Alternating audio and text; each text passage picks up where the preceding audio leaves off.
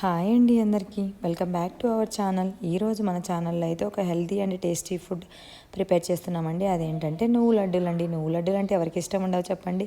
పిల్లలైతే కొంచెం ఇష్టపడరేమో, కానీ ఒకానొక సమయంలో అయితే పిల్లలు కూడా ఇష్టపడతారు. ఇప్పుడు సమ్మర్ హాలిడేస్కి ఇంటికి వచ్చారు, పిల్లలు బాగా ఆడుతూ ఉంటారు. గంటకు ఒకసారి అమ్మ ఆకలి ఏదో ఒకటి ఇవ్వు అంటారు. అలాంటి సమయాన్ని మనం క్యాచ్ చేసుకోవాలి. కాబట్టి అలాంటి సమయంలో ఈ ఫుడ్ ఇచ్చామంటే వాళ్ళకు ప్రోటీన్స్, విటమిన్స్, ఐరన్స్, కాల్షియం అన్నీ బాగా దొరుకుతాయండి.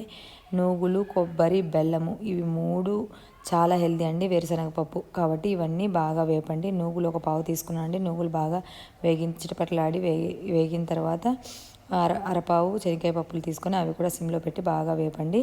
పొట్టు పోయేంత వరకు. పొట్టు ఇలా నలిపితే పొట్టు పోతుంది. అప్పుడు వేపి అవి కూడా అన్ని చల్లారనివ్వండి. కొబ్బరి కూడా పావు కప్పు తీసుకొని వేపండి. అది కూడా వేగిన తర్వాత ఇక్కడ ఒక 1/2 కేజీ బెల్లం అయితే తీసుకున్నాను అండి. నేను తాటి బెల్లం తీసుకుంటున్నాను. మీరు నార్మల్ బెల్లం అయినా తీసుకోండి. తాటి బెల్లం ఎక్కువగా వాడమంటూ ఉంటారు ఇంట్లో, అందుకని నేను అది వాడుతూ ఉన్నానండి.